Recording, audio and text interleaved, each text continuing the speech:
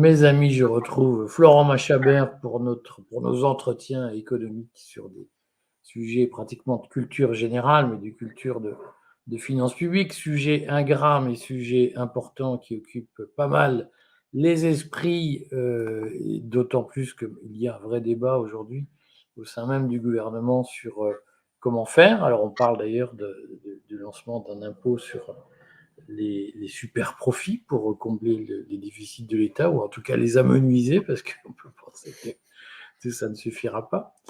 Et aujourd'hui, nous allons parler des dépenses de santé, en réalité des budgets de santé en France, puisqu'il y a un mythe un peu confortable qui consiste à expliquer il y a des problèmes dans les hôpitaux, c'est vrai, personne ne le conteste, il y a des problèmes graves dans les hôpitaux, c'est vrai, personne ne le conteste. Nous avons déjà fait une vidéo que je vous recommande je vais éteindre le téléphone parce que j'oublie toujours un petit truc.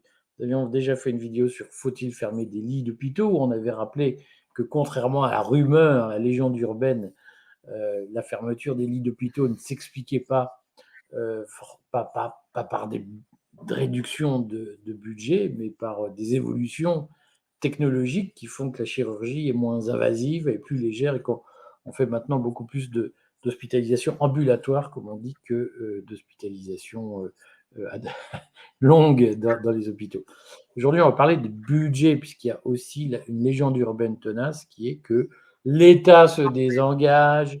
J'ai lu un commentaire, Macron diminue les dépenses des hôpitaux de 1 milliard par an. Et je voulais qu'on fasse le point objectivement, puisque, on le redit, nous, notre position, la mienne en tout cas, je ne sais pas quelle est la tienne, Florence, c'est que mais la mienne, elle est claire, c'est que s'il y a des problèmes graves dans les hôpitaux, c'est comme l'école publique, c'est pas un problème de moyens, c'est un problème d'organisation et de management. Et dans le cas de l'hôpital, comme dans le cas de l'école, c'est d'abord un problème de centralisation excessive du système, où on prive les agents, hein, les aides-soignants, les instituteurs, de toute faculté d'autonomie, de toute possibilité d'autonomie, et donc on en fait des pions qui se contentent d'obéir passivement et qui, du coup, rendent un service comme ils le peuvent, avec pas beaucoup de motivation. Voilà, cette longue introduction. Je te passe la parole, Florent, pour que tu nous parles des dépenses de santé, des dépenses de santé publique en France.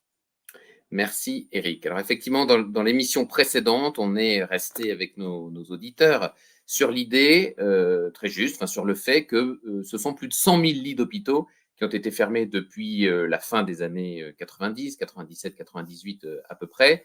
Et il ne faudrait pas que nos auditeurs, tu viens de le dire, en déduisent que c'est parce que l'État s'est désengagé du secteur de la santé et donc parce que les dépenses de santé auraient diminué. On va montrer aujourd'hui, je vais tout de suite à la conclusion que les dépenses de santé, en réalité, elles ont augmenté, elles ont fortement augmenté depuis les années 50, en réalité, et en particulier en parallèle de cette fermeture de lits. Ce qu'on a dit également dans l'émission précédente, on a parlé d'un acronyme que je vais réutiliser aujourd'hui, c'est la CSBM, donc la consommation de soins et biens médicaux. C'est le gros morceau des dépenses de santé en France. Donc, je redis ce qu'on a dit dans l'émission précédente. Les dépenses de santé en France, c'est un peu plus de 300 milliards d'euros. Et sur ces 300 milliards d'euros, ce qui concerne véritablement les soins hospitaliers, les soins en ville quand vous allez chez le généraliste ou le spécialiste, les médicaments et le transport sanitaire aussi, si pour vous rendre à une consultation à l'hôpital, eh bien, vous avez besoin d'un VSL ou d'un transport sanitaire. Tout ça, là, ça représente les 2 tiers des dépenses de santé, donc un peu plus de 200 milliards d'euros. Il faut garder en tête cet ordre de grandeur pour suivre l'exposé du jour. Si on regarde la première diapositive, on va tout de suite s'apercevoir. Est-ce qu'Eric, tu peux mettre la première diapo? On va tout Mais de suite bien sûr, je peux la s'apercevoir. mettre. Merci Eric. Donc là, j'ai pris un petit peu de recul. De 1950 à 2022, on voit dans la colonne de droite en rouge que cette CSBM, donc je le redis, cette consommation de soins et biens médicaux, est bien augmentée à un rythme soutenu de 5% par an. Et en plus, c'est en volume, ça veut dire qu'on a gommé l'effet de l'inflation, du prix, pas tellement des médicaments d'ailleurs, parce que le prix a plutôt baissé, mais du prix des soins de ville et des hospitalisations en établissement de santé. Donc, on voit que c'est 5% par an et j'ai voulu comparer avec la croissance annuelle moyenne du PIB, donc cet indicateur qui mesure, pour le dire très vite, le niveau de richesse de la France, eh bien, il a cru de 3,2% par an. Donc, on voit que la consommation de soins et de biens médicaux, que les dépenses de santé, pour le dire vite, ont systématiquement progressé sur une base annuelle entre 1950 et 2022 à un rythme qui est allé une fois et demie celui du PIB. Donc, dire que les dépenses de santé baissent, déjà, on peut s'inscrire en faux. Alors, effectivement, à partir de 1985, il se passe quelque chose d'intéressant, c'est qu'on voit que la consommation de soins, ces dépenses de santé, continue d'évoluer à un rythme toujours plus grand que la croissance économique, donc l'évolution annuelle du PIB, qui était de 2,2% sur les 2 décennies à peu près 1985-2022. Et la consommation de soins, eh bien, elle a continué de croître à un rythme 2 fois plus faible, 5% sur la période 1950-2022, 2,8% depuis 1985, mais malheureusement toujours à un rythme plus élevé que celui auquel la France, pour le dire vite, s'enrichissait. Donc voilà une première photographie qui montre que finalement, que l'on prenne depuis 1950 ou depuis 1985, où on va expliquer pourquoi, eh bien, les dépenses de santé, on a essayé de les réguler, de les maîtriser, de les modérer, eh bien, on y est parvenu dans le sens où effectivement le rythme annuel de croissance des dépenses de santé a diminué, mais il est systématiquement resté plus élevé. Et sur la période 1950-2022, une fois et demie plus élevé que notre croissance économique. Donc voilà un premier élément que l'on peut apporter. Alors, finalement, pourquoi j'ai dit qu'il y avait un tournant à partir de 1984-85 à peu près? En fait, parce que notre système de santé, finalement, il a connu depuis les années 50 deux grandes périodes. Une première période de 1950 donc à 1984-85, milieu des années 80 en tout cas, qu'on va pouvoir qualifier de période de montée en charge, montée en puissance de tout notre système de soins. Donc, effectivement, la demande de soins devient insolvable, comme on dit, puisque la sécurité sociale prélève des cotisations et donc elle a des ressources. À partir des années 70, les complémentaires santé vont faire, donc les mutuelles, comme on dit, vont faire leur apparition. On construit des hôpitaux, la densité médicale ne cesse de s'accroître, en tout cas jusqu'à l'instauration du numerus clausus pour les médecins dont on avait parlé dans l'émission précédente et qui a été instauré à partir du début des années 70. Mais on commence, et c'est ce qu'on voit sur ce graphique, même si ça démarre en 90, mais on commence en fait, au fur et à mesure que la conjoncture économique se dégrade, les années 70, c'est la fin des 30 glorieuses, sur les chocs pétroliers, récession, inflation, etc. Donc évidemment, l'activité économique se dégrade, les cotisations en face aussi, les recettes de la sécurité sociale, et en particulier de la branche maladie, se dégradent.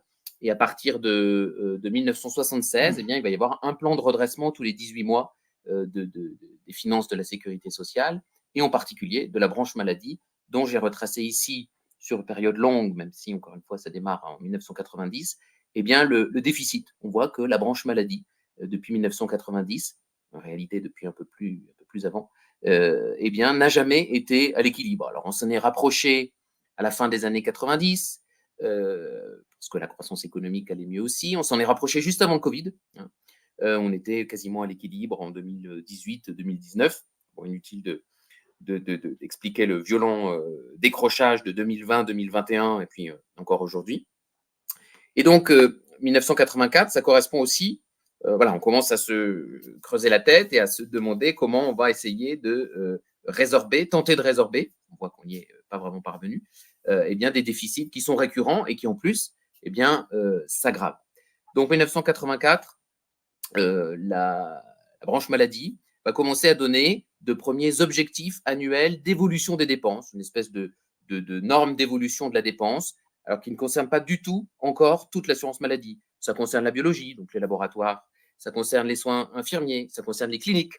1984, on change aussi la façon de doter les établissements hospitaliers. On passe sur une enveloppe globale qu'on appelle la dotation globale hospitalière. Je ne vais pas rentrer dans les détails.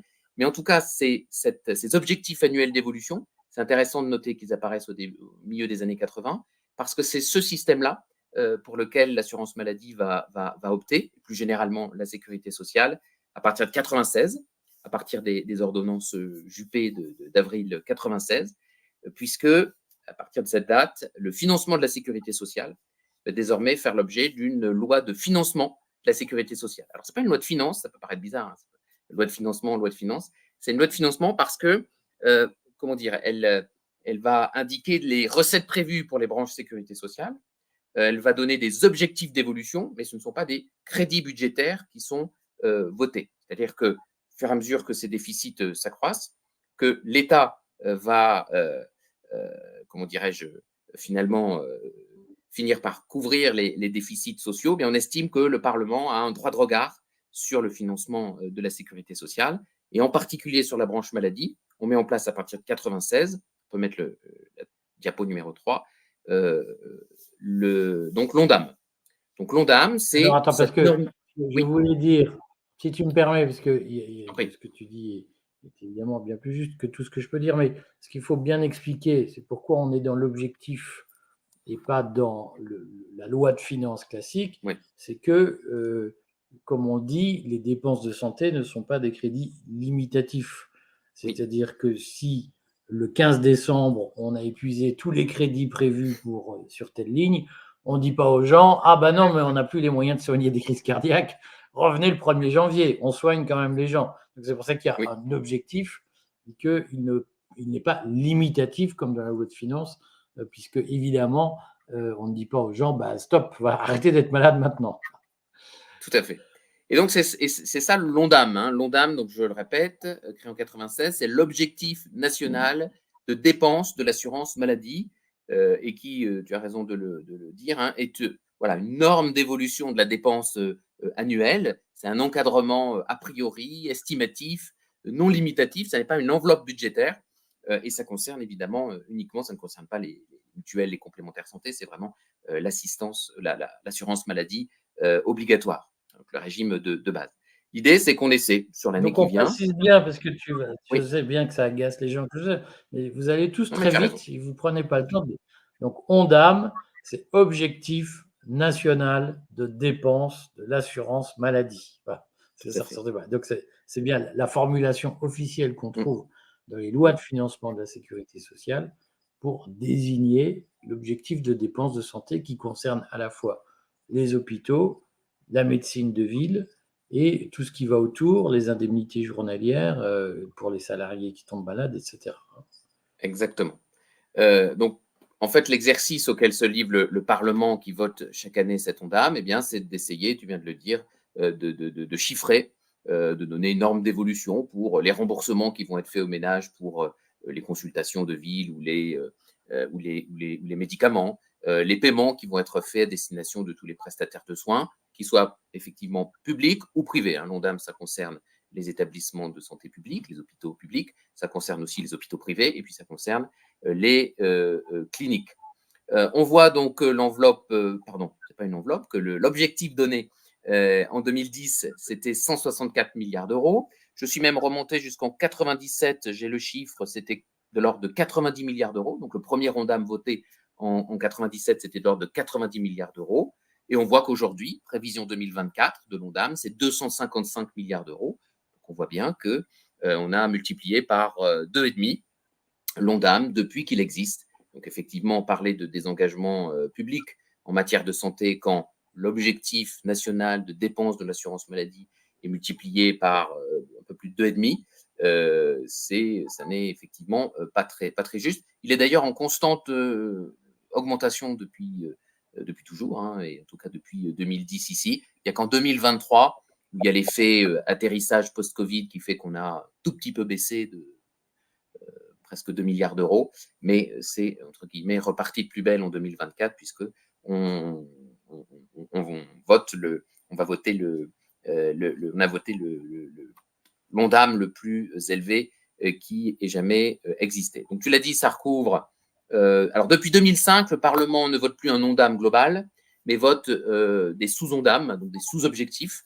Un ONDAM hospitalier, donc pour les années récentes, c'est de l'ordre de 100 milliards d'euros. Un ONDAM soins de ville, de l'ordre de 100 milliards d'euros aussi pour aller vite. Un ONDAM EHPAD, personnes âgées, de l'ordre de 15 milliards d'euros. Un ONDAM handicap, de l'ordre de 15 milliards d'euros aussi.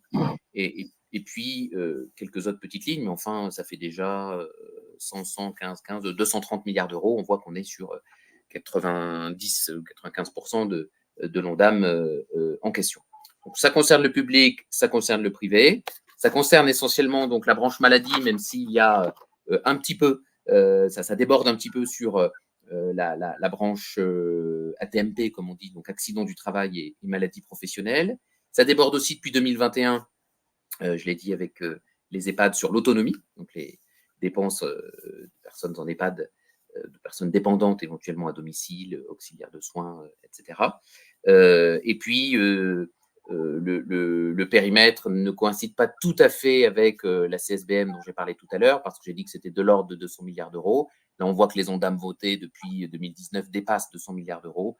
En réalité, il déborde, je viens de le dire, sur la TMP, donc accident du travail, maladie professionnelle, donc indemnité journalière liée notamment à ces affections-là.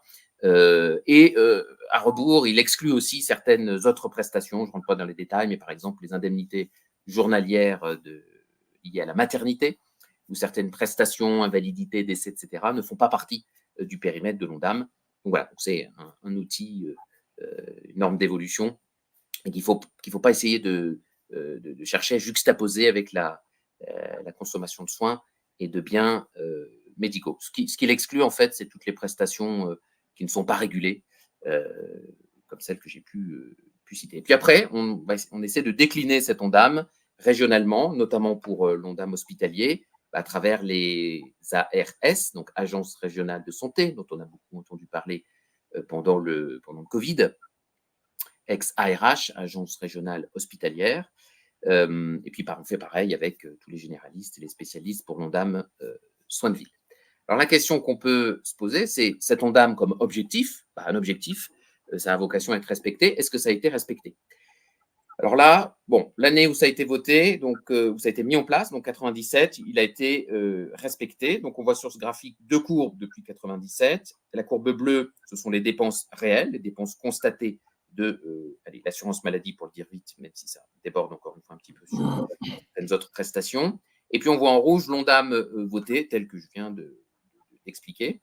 Et on voit en réalité que dès l'année 98, eh bien, on commence à avoir des dépassements qui d'ailleurs sont de plus en plus grands jusqu'à 2003 à peu près. Ensuite, on va voir pourquoi il y a un certain nombre d'améliorations du suivi et du pilotage de l'Ondam qui permettent petit à petit de réduire les dépassements, mais la courbe bleue reste toujours au-dessus de la courbe rouge, et ça jusqu'au croisement des courbes qui a lieu en 2010. Je dirais aussi pourquoi. Et après, de 2010 jusqu'au Covid, eh bien, l'Ondam a été plutôt respecté, précisément au Covid, où eh bien, là, le dépassement est très visible sur la courbe. Alors, qu'est-ce qui se passe à partir de 2004 puis de 2010? Alors, à partir de 2004, un comité d'alerte est décidé, c'est-à-dire qu'auprès de la commission des comptes de la sécurité sociale, et donc ce comité d'alerte, qui suit mois après mois l'évolution, le respect ou non de l'Ondam, eh bien, a le devoir de lancer un avis d'alerte auprès du gouvernement, auprès du Parlement, auprès des caisses d'assurance maladie, s'il estime que l'Ondam va être dépassé. Alors, historiquement, en 2004, le seuil d'alerte s'était dépassé de 0,75%, et depuis 2010, ce seuil d'alerte a été ramené à 0,5%. Voilà, donc il y a ce premier mécanisme qui permet de tirer la sonnette d'alarme pour réguler en cours d'exercice, finalement, les dépenses de l'assurance maladie. 2005, je l'ai dit, on ne vote plus un Ondam global, mais on vote des sous-Ondam que j'ai expliqué tout à l'heure, Ondam hospitalier, Ondam soins de ville, Ondam EHPAD, Ondam personnes handicapées. 2009, donc j'ai dit que depuis 97, il y a cette loi de financement de la sécurité sociale, mais en 2009, on intègre aussi l'Ondam dans un autre bidule qui est la loi de programmation pluriannuelle des finances publiques. Donc là, c'est l'exercice qui consiste à se projeter en général sur les 5 années qui viennent, quelle va être la trajectoire des dépenses publiques. Et à partir de 2009, il y a obligation de prévoir dans cette projection à 5 ans, eh bien, les 3 Ondam à venir, donc ce qui commence à donner un peu de visibilité. On quitte un petit peu finalement la logique de court terme qui est par construction celle de l'Ondam, puisque c'est un objectif de l'année, avec éventuellement une correction en cours d'année. 2010 toujours, on commence à mettre en place des mécanismes où on peut geler certaines dépenses si on s'aperçoit que l'Ondam de l'année en cours ne va pas être respecté, en tout cas va être dépassé. Donc, notamment les subventions à la recherche peuvent faire l'objet d'une mise en réserve, comme on dit, pour essayer de rectifier le tir en cours de route s'il y a eu une alerte du comité. Et puis, donc voilà, petit à petit, les choses, l'Ondam est de mieux en mieux respecté. Alors, la période Covid, le mécanisme d'alerte a été suspendu en 2020 et 2021. Donc, toutes les dépenses relatives au Covid, donc les tests, les masques, les commandes de vaccins, d'injection RNM, plus derrière le Ségur de la santé, tout ça ne pouvait pas faire l'objet d'une alerte et donc a occasionné le gros pic en chandelle à bleu que l'on voit en 2020-2021, même si on revient petit à petit à la normale, entre guillemets. Mais quand je dis la normale, c'est des dépenses de santé qui continuent de croître, je vous l'ai dit tout à l'heure, à presque 3% par an, alors qu'on est loin d'avoir 3% de croissance économique par an. Voilà, je ne sais plus si y a une diapo après, je ne crois pas. Je crois que c'est la dernière. Donc, à la question initiale, est-ce que l'État se désengage? À la question initiale, est-ce que l'État se désengage? Je crois que nos auditeurs ont compris que non, puisque s'il y a peut-être un chiffre à retenir, c'est que ce fameux Ondam a été multiplié par 2,5 depuis qu'il a été créé par Juppé en 1997.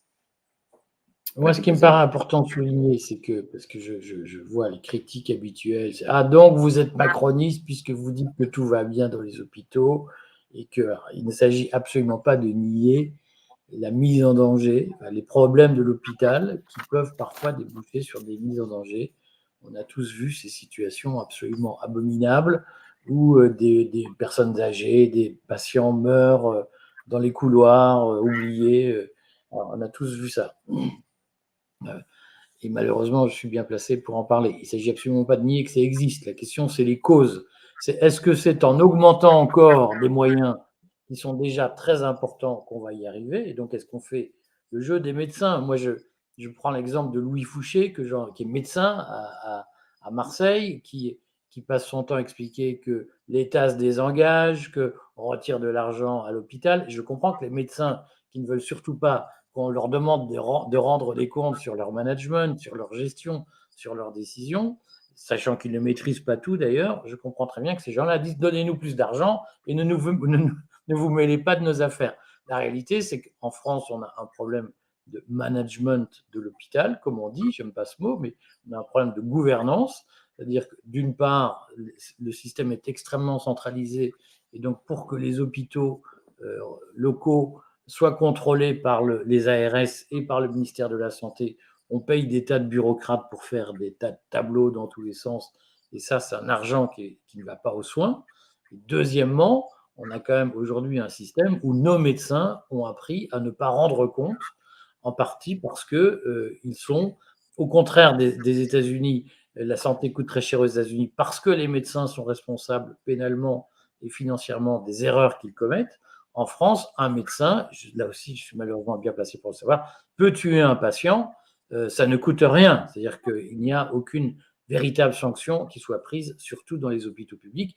Donc il y a une espèce de permis de tuer et d'impunité qui est accordée aux médecins qui considèrent qu'ils sont les pachas et que personne ne peut les contrôler. Et quand j'entends Louis Fouché, j'entends quand même un discours pro-impunité des médecins. On a ce problème aujourd'hui, c'est qu'en réalité, les hôpitaux ne manquent pas d'argent, simplement cet argent est mal utilisé et les médecins ne sont pas des managers efficaces ni des gestionnaires efficaces.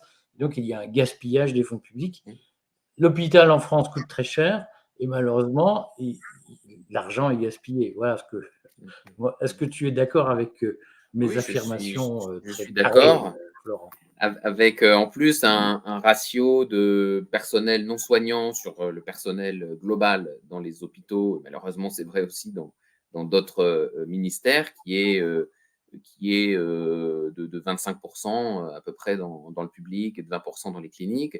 et la moyenne européenne, là aussi, on est au-dessus de cette moyenne européenne. Donc, ça va tout à fait dans le sens de ce que tu dis. Bon, très bien. Écoute, ce que je te propose, c'est qu'on continue sur nos séries sur les dépenses publiques notamment et les dépenses de sécurité sociale, puisque les Français maîtrisent assez mal ce que ça signifie.